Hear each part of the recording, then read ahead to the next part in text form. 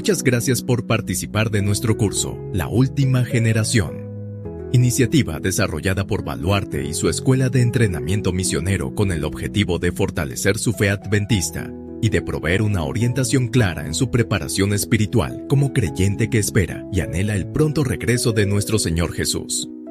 Nuestro deseo y oración es que a través de estas lecciones usted pueda encontrar evidencia sólida basada en la Biblia y el espíritu de profecía, capaz de responder adecuadamente a los desafíos doctrinales de hoy.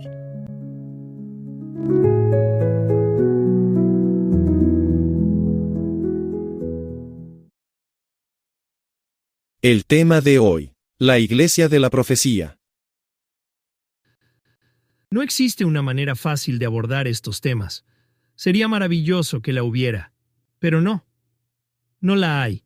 Y es que cuando tratamos con las verdades de la Biblia, entramos en un terreno en donde simplemente nuestras capacidades intelectuales, nuestra educación y nuestro propio razonamiento quedan absolutamente limitados, porque tratamos con realidades espirituales que están mucho más allá de lo que podemos lograr entender por nosotros mismos.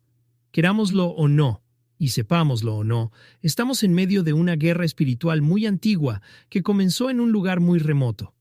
Y así como hay fuerzas espirituales que desean nuestro bien, hay también fuerzas espirituales que conspiran en nuestra contra, a fin de mantenernos en la ignorancia o en la confusión. Pero Dios, que es infinitamente más poderoso, ha provisto todo lo necesario para que tú y yo, a pesar de nuestras limitaciones, podamos entrar en sus terrenos. Pues como dice Santiago 1, verso 5, ha prometido que todo aquel que reconozca su falta de sabiduría la puede pedir a Él, y Él se la otorgará abundantemente y sin reproche. Por lo tanto, la clave para poder comenzar a entender el principio de la verdadera sabiduría está en que podamos acudir con humildad a Dios. Necesitamos que este punto quede absolutamente claro. Juan 16:13 dice: Cuando venga el Espíritu de verdad, Él os guiará a toda la verdad, porque no hablará por su propia cuenta, sino que hablará todo lo que oyere, y os hará saber las cosas que habrán de venir. Y el apóstol Pablo, en 1 de Corintios capítulo 2, versículo 14, señala lo siguiente: El hombre natural no percibe las cosas que son del Espíritu de Dios, porque para él son locura, y no las puede entender, porque se han de discernir espiritualmente. Como vemos, sin la ayuda del Espíritu Santo, no podemos introducirnos en ningún tema espiritual relacionado con las verdades eternas que se consignan en las Sagradas Escrituras. Necesitamos humillar nuestros corazones para permitir, como primera cosa, que Dios prepare nuestra mente y nos dé el discernimiento espiritual que se requiere. En esto estriba la dificultad que tuvieron muchos judíos, que tuvieron frente a sus narices al Salvador del mundo, y no supieron reconocerlo. A pesar de su mensaje sencillo y claro, pocos lograron captar la naturaleza celestial de sus palabras. Debido a sus prejuicios, muchos cerraron sus corazones y cometieron un error que les terminó costando muy caro. Del mismo modo, hoy muchos pueden estar profundamente equivocados al rechazar anticipadamente un mensaje antes de verificar su origen. Por eso te pedimos que con mucha humildad nos acompañes en la siguiente oración.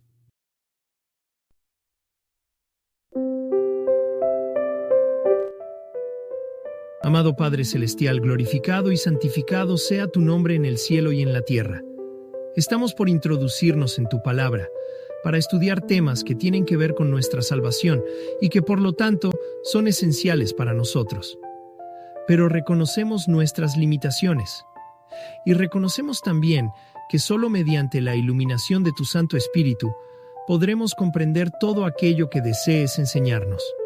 Señor, anhelamos conocer tu voluntad y estamos dispuestos a seguirla, sin importar el costo. Te pedimos que escudriñes en nuestro corazón y que si de alguna forma hemos abrazado algún tipo de error, nos perdones y nos enseñes la verdad.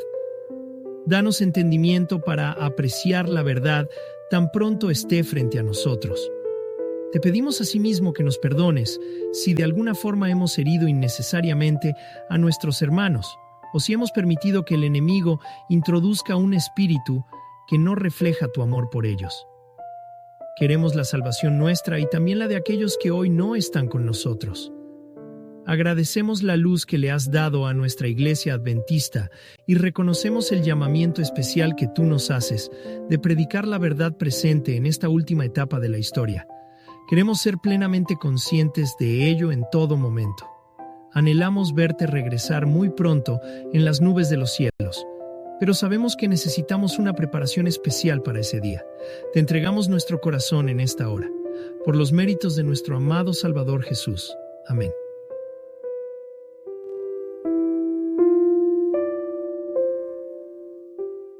Ser miembro de la Iglesia Adventista del Séptimo Día es, sin lugar a dudas, un privilegio muy especial y una gran responsabilidad. No somos un pueblo muy numeroso. Sin embargo, Dios nunca necesitó de grandes ejércitos para cumplir su obra en este mundo. Y por supuesto, los adventistas creemos que hemos sido llamados para cumplir también una obra especial, de anunciar el Evangelio eterno, el mensaje de los tres ángeles, a toda nación, tribu, lengua y pueblo, en esta última etapa de la historia. Pero aunque esta convicción está muy instalada en nuestro lenguaje y en muchos de nuestros sermones, somos un pueblo con una grave crisis de identidad. En efecto, si vas a cualquier congregación adventista de 100 o más miembros y les preguntaras a cada uno de ellos ¿por qué razón eres adventista?, estoy muy seguro de que te llevarías una gran sorpresa. Muchos de nuestros hermanos no serían capaces de dar una respuesta sólida acerca de su fe. Y más aún, es altamente probable que un gran porcentaje de ellos revele serios desacuerdos con algunas prácticas o creencias que los adventistas profesamos, como la devolución del diezmo o la creencia en el don profético manifestado en la persona de Elena de White, por poner solo un par de ejemplos. La falta de estudio personal y el poco compromiso espiritual nos ha llevado a ser una iglesia compuesta por miembros con una preparación muy deficiente, incapaces de frenar la influencia del mundo sobre la iglesia, y como resultado, se producen conflictos de autoridad y severas crisis teológicas internas. Muchos consideran que la iglesia debiera adaptarse a los nuevos tiempos, y que debiera dejar de proclamar que tiene un mensaje único y singular, a fin de tener mayor alcance e influencia en la sociedad actual. Sin embargo, la realidad es que sí tenemos un mensaje único y singular que nos diferencia de cualquier otra denominación dentro de la cristiandad. Y también tenemos un origen y un llamamiento único y singular, lo cual distingue al adventismo frente a cualquier otra iglesia cristiana. Ciertamente el origen de la Iglesia Adventista puede remontarse al movimiento adventista surgido a partir de las ideas de William Miller, un granjero y exmilitar norteamericano, con pasado bautista, quien después de la Guerra Anglo-Estadounidense de 1812 se volcó al estudio personal de la Biblia debido a sus inquietudes existenciales por el futuro, particularmente para entender qué ocurría con las almas más allá de la muerte. Luego de un tiempo de intensa búsqueda espiritual, llegó al convencimiento de que debía entregar su vida a Cristo y renovar su fe en Él. De ahí en adelante, continuó su estudio bíblico, quedando especialmente fascinado con las profecías de Daniel. Particularmente, al llegar a la profecía de Daniel 8:14, usando el método historicista, interpretó las 2300 tardes y mañanas, concluyendo que Cristo regresaría entre 1843 y 1844. Profundamente convencido de sus cálculos, y con la ayuda de otros entusiastas predicadores, motivó a miles de personas a salir de sus respectivas denominaciones y a desprenderse de todos sus bienes con el fin de que más personas pudiesen conocer esta maravillosa noticia. El desenlace de esta espera es bien conocido como el Gran Chasco. El 22 de octubre de 1844, marcado como fecha definitiva para el regreso del Señor, fue un amargo evento que bien pudo haber enterrado definitivamente este movimiento. Y aunque muchos de estos chasqueados adventistas se alejaron ofuscados de la fe y otros volvieron a sus iglesias de origen, hubo un grupo que decidió permanecer hasta comprender dónde había estado el error. Sin saberlo entonces, Este pequeño grupo estaba cumpliendo a la perfección lo que había sido profetizado por el apóstol Juan en Apocalipsis 10, al describir precisamente las escenas de lo que ocurriría con aquellos que tendrían en sus manos un mensaje profético, cuyo contenido sería dulce como la miel, pero que les amargaría el vientre.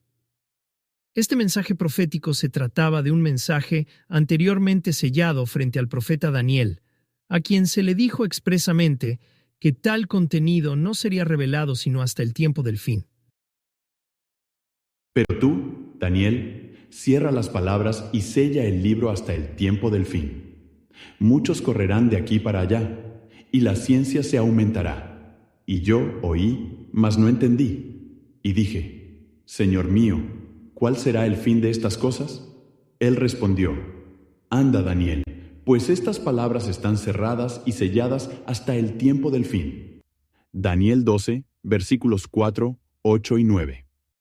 En Apocalipsis 10, a partir del versículo 6, el profeta Juan ve en visión a un ángel poderoso, que le entrega un rollo cuyo contenido había sido anteriormente sellado, anunciando que el tiempo no sería más, y que por lo tanto, su interior sería por fin develado. Las figuras proféticas y el lenguaje utilizado en Apocalipsis 10 claramente evocan las profecías de Daniel. Pero la advertencia del ángel a Juan resulta inquietante. La voz que oí del cielo habló otra vez conmigo y dijo, Ve y toma el librito que está abierto en la mano del ángel, que está en pie sobre el mar y sobre la tierra. Y fui al ángel, diciéndole que me diese el librito. Y él me dijo, Toma y cómelo, y te amargará el vientre, pero en tu boca será dulce como la miel. Entonces tomé el librito de la mano del ángel, y lo comí, y era dulce en mi boca como la miel, pero cuando lo hube comido, amargó mi vientre. Apocalipsis 10, versículos 8 al 10. Aún en medio del dolor y las lágrimas por el terrible chasco sufrido, un puñado de sinceros cristianos se dedicó con todas sus fuerzas a la búsqueda de respuestas. Los miembros que quedaron del incipiente movimiento milerita tuvieron el fijo propósito de entender cuál había sido el error que habían cometido. El santuario sería purificado después de 2300 tardes y mañanas. Si el santuario era nuestro planeta, como enseñaba William Miller, Cristo debió haber llegado en esa fecha. ¿Qué pasó entonces? La respuesta del cielo no demoraría en llegar. El día siguiente al chasco, el 23 de octubre de 1844, mientras uno de estos sinceros adventistas llamado Hiram Edson atravesaba un gran campo, fue puesto en visión y comprendió que el santuario no era la tierra, sino un edificio en el cielo, donde Cristo pasaba del lugar santo al lugar santísimo como sumo sacerdote para oficiar la purificación de dicho santuario, cumpliendo el tipo de lo que se prefiguraba en el santuario terrenal cada año en el llamado Día de la Expiación, o Yom Kippur. A partir de entonces, los adventistas continuaron sus estudios, descubriendo muchas otras verdades bíblicas que habían estado hasta entonces casi completamente ajenas al conocimiento de la mayor parte del mundo cristiano. Reuniéndose en grupos por largas jornadas, que se caracterizaban por fervorosas oraciones e intenso estudio bíblico, en los años que siguieron hubo un avance sin precedentes en cuanto a las profecías y el redescubrimiento de enseñanzas tales como la vigencia de la ley de Dios, el verdadero día de reposo y la naturaleza del hombre, entre otras. Por lo tanto, el chasco adventista, muy lejos de representar un motivo de vergüenza para nosotros, es en realidad un evento crucial, preparado por Dios para preparar el surgimiento de este pueblo, que recibe la particular orden de levantarse en la última etapa de la historia para predicar a todo el mundo un mensaje profético, que el juicio ha llegado. Como lo registra el apóstol Juan en el último versículo de Apocalipsis 10. Y él me dijo, es necesario que profetices otra vez sobre muchos pueblos, naciones, lenguas y reyes. Apocalipsis 10, verso 11. Por favor, comparemos inmediatamente este texto con lo que se describe a continuación como el mensaje del primer ángel de Apocalipsis 14. Vi volar por en medio del cielo a otro ángel, que tenía el evangelio eterno para predicarlo a los moradores de la tierra, a toda nación, tribu, lengua y pueblo, diciendo a gran voz: Temed a Dios y dadle gloria, porque la hora de su juicio ha llegado. Y adorad a aquel que hizo el cielo y la tierra, el mar y las fuentes de las aguas. Apocalipsis 14, versículos 6 y 7. Como podemos observar, la Iglesia Adventista tiene un origen profético. La Iglesia Adventista aparece en la Biblia con total claridad y desempeña un papel muy importante en los eventos finales, pues surge en el tiempo del fin, en concordancia con el comienzo de la purificación del santuario celestial, precisamente para anunciar al mundo que estamos viviendo ya en el tiempo del fin, y más aún, en el gran día de la expiación, a cuyo término Cristo vendrá por segunda vez. De manera que el adventismo no solo tiene un origen profético, sino un mensaje profético que comunicar. Por lo tanto, nuestra identidad como iglesia está determinada por nuestro origen y nuestro mensaje. Si esto no la constituye en una iglesia especial y singular, no sé qué otra cosa podría hacerlo. Pero si somos la iglesia profética que restaura las verdades en el tiempo del fin, estamos también bajo una grave amenaza. En Apocalipsis 12, verso 17, se nos señala que el dragón, título que recibe Satanás, estará en guerra permanente contra el resto de la descendencia de la iglesia, a la que la profecía llama el remanente, que serán aquellos que precisamente hacia el final de los tiempos se caracterizarán por observar la ley de Dios y conservar el testimonio de Jesús, que es el espíritu de la profecía.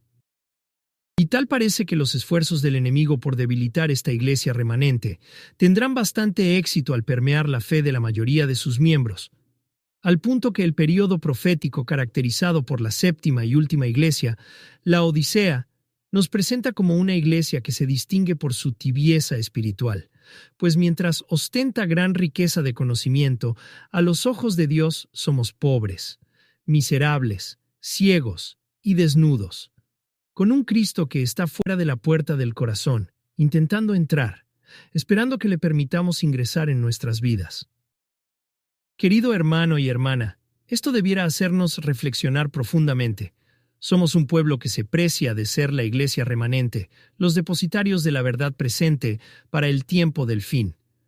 Pero no debemos caer en la confianza propia. Necesitamos entender que un gran privilegio conlleva una gran responsabilidad y que por lo mismo estamos siendo objeto de intenso ataque enemigo.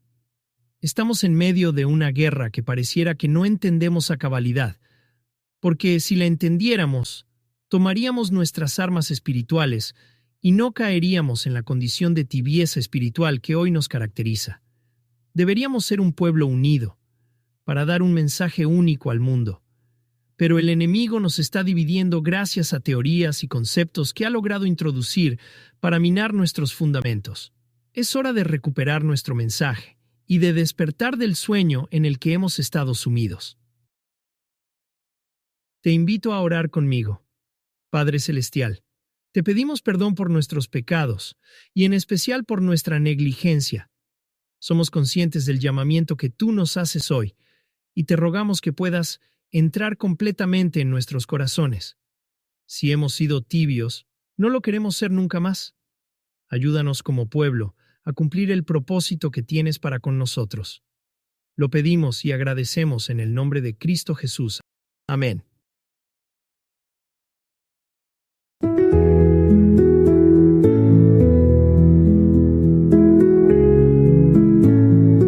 Muchas gracias por participar de nuestro curso, La Última Generación.